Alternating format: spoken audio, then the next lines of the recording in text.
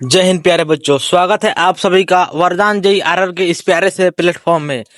आज की कक्षा में हम क्लास 10 साइंस चैप्टर 1 का जो क्वेश्चन आंसर है एनसीईआरटी का वो डिस्कस करने वाले हैं। इसके पहले हम चैप्टर 1 को सभी थ्योरी को हम पढ़ा चुके हैं। इस कक्षा में हम क्लास 10 रासायनिक अभिक्रिया एवं समीकरण का क्वेश्चन आंसर डिस्कस करने वाले हैं। आइए ध्यान से देखते हैं क्वेश्चन को, जो कि आपके बोर्ड के लिए बहुत ही इंपॉर्टेंट होता है।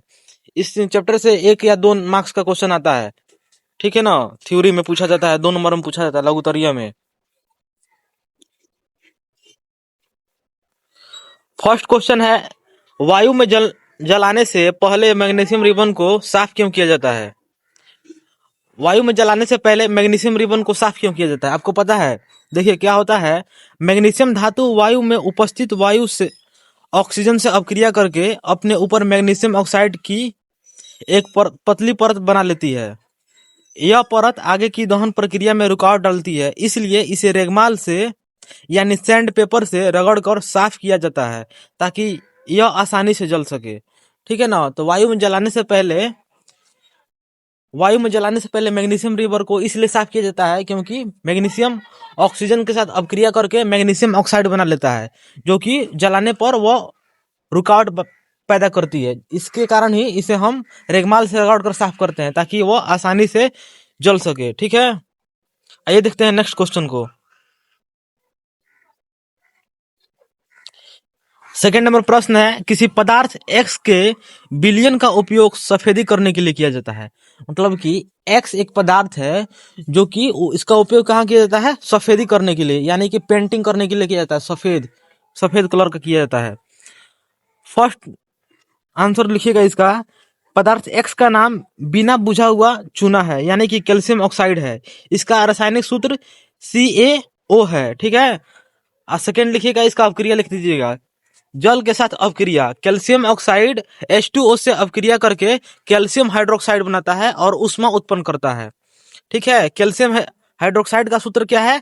CaOH का होल ट्वाइस, ठीक है। आइए देखते हैं नेक्स्ट प्रश्न को। थर्ड नंबर प्रश्न है, लोहे की कील को कॉपर सल्फेट के विलयन में डुबोने पर क्यों बदल जाता है? रंग क्यों बदल जाता है इसका? कॉपर सल्फेट का रासायनिक सूत्र याद कर लीजिएगा, CuSO4। आंसर लिखिएगा, लोहा तांबे की तुलना में अधिक क्रियाशील धातु है। जब लोहे की कील कॉपर सल्फेट के नीले घोल में डाली जाती है तो लोहा कॉपर को विस्थापित कर देता है और आयरन सल्फेट बनता है। इसके कारण नीले रंग का घोल हल्का हरा हो जाता है, ठीक है ना। आयरन सल्फेट का आप रासायनिक सूत्र याद रखिएगा, FeSO4। इसका नीचे लिख दीजिएगा, केमिकल रिएक्शन लिख दीजिएगा। जब आयरन सल्फेट कॉपर सल्फेट से रिएक्शन करता है तो आयरन सल्फेट बनाता है और कॉपर बाहर निकलता है, यानी कि Fe प्लस कॉपर सल्फेट जो एक्वस है, तीर के निशान दर्शा के FeSO4 जो एक्वस है प्लस कॉपर जो सॉलिड है। आइए देखते हैं नेक्स्ट प्रश्न को। संतुलित रासायनिक समीकरण क्या है? इसे संतुलित करना क्यों आवश्यक है? 4 नंबर प्रश्न है, संतुलित रासायनिक समीकरण क्या है? इसे संतुलित करना क्यों आवश्यक है? आंसर लिखिएगा, संतुलित समीकरण यानी संतुलित रासायनिक समीकरण जिस समीकरण में दोनों ओर यानी कि अभिकारक और उत्पाद, अभिकारक को लेफ्ट हैंड में लिखते हैं और उत्पाद को राइट हैंड में लिखते हैं, तीर के दाहिने बगल लिखते हैं उत्पाद को।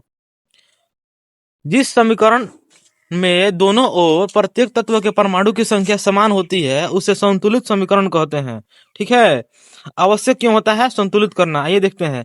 द्रव्यमान संरक्षण के नियम के अनुसार किसी रासायनिक अभिक्रिया में द्रव्यमान का न तो निर्माण होता है और न ही विनाश होता है, अतः दोनों पक्षों में द्रव्यमान बराबर रखने के लिए समीकरण को संतुलित करना जरूरी होता है, ठीक है ना।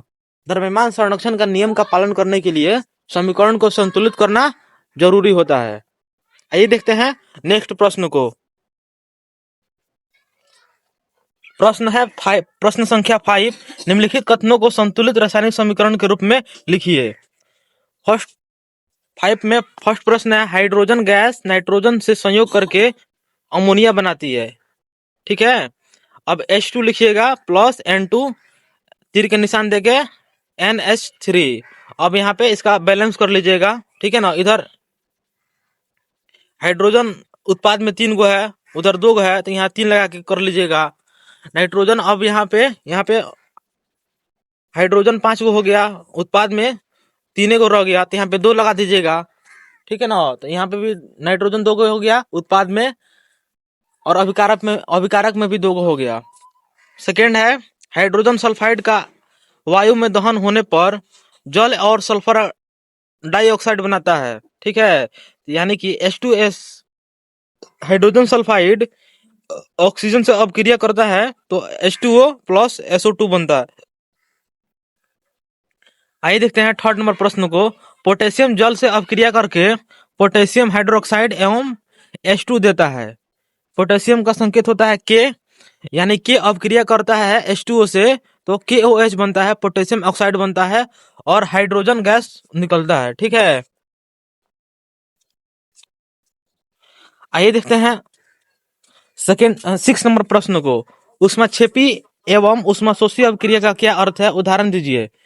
ऊष्माक्षेपी अपक्रिया एक्जोथर्मिक, जिन अपक्रियाओं में उत्पाद का निर्माण के साथ साथ ऊष्मा उत्सर्जित होती है उसे हम ऊष्माक्षेपी अपक्रिया कहते हैं। एग्जाम्पल, CH4 यानी कि मीथेन जब ऑक्सीजन से अपक्रिया करता है तो कार्बन डाइऑक्साइड प्लस जल बनता है और ऊष्मा निकलती है। इसे प्राकृतिक गैसों का दहन भी कहा जाता है, ठीक है, इस अपक्रिया को।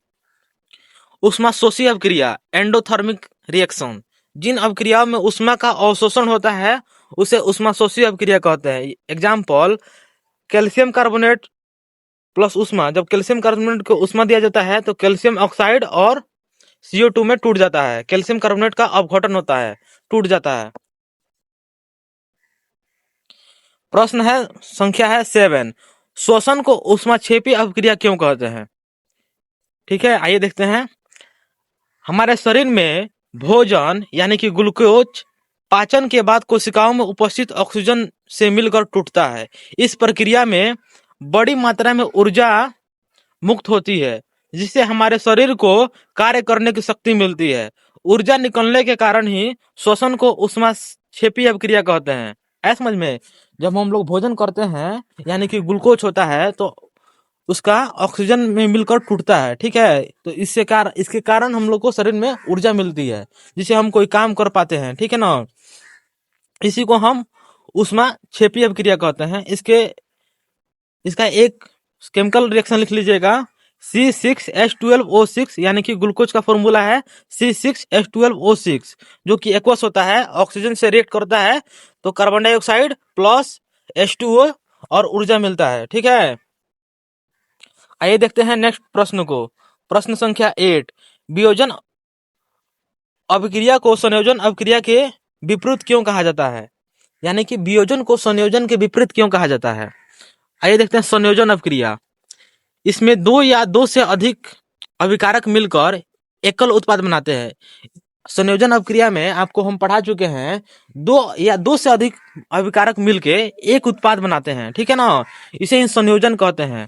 अब वियोजन में ठीक इसके उल्टा होता है। इसमें एकल अभिकारक टूटकर 2 या 2 से अधिक उत्पाद बनाते हैं। इसमें एकल अभिकारक होता है जो टूट के 2 या 2 से अधिक उत्पाद बनाते हैं, जो कि संयोजन के विपरीत है, ठीक है। आप लोग लिख लीजिएगा। प्रश्न संख्या 9, विस्थापन एवं द्विविस्थापन अभिक्रियाओं में अंतर। इसमें अंतर बता रहा है, ठीक है ना। विस्थापन अभिक्रिया डिस्प्लेसमेंट एंड द्विविस्थापन अभिक्रिया डबल डिस्प्लेसमेंट, ठीक है ना। इसका परिभाषा लिख दीजिएगा और एग्जाम्पल लिख दीजिएगा। विस्थापन क्या होता है, अधिक क्रियाशील तत्व कम क्रियाशील तत्व को उसके यौगिक से हटा देता है, इसे विस्थापन कहते हैं। इसका एग्जाम्पल, यानी कि जिंक कॉपर सल्फेट से अपक्रिया करता है तो जिंक सल्फेट बनाता है और कॉपर बाहर निकलता है, ठीक है। और द्विविस्थापन, 2 यौगिकों के बीच आयनों के आपस में आदान प्रदान होता है, इसे ही द्विविस्थापन कहा जाता है। एक्सचेंज रिएक्शन, ठीक है ना, एक्सचेंज होता है जब, यानी कि जब सोडियम सल्फेट बेरियम क्लोराइड से अपक्रिया करता है तो बेरियम सल्फेट बनता है और NaCl बनता है, ठीक है, जो कि द्विविस्थापन अपक्रिया का एग्जाम्पल है। आइए देखते हैं नेक्स्ट प्रश्न को। प्रश्न संख्या 10, उपचयन यानी कि ऑक्सीकरण, अपचयन तथा रेडॉक्स अपक्रिया को परिभाषित कीजिए। उसका परिभाषा लिखना है, उपचयन का, अपचयन का, रेडॉक्स अपक्रिया का।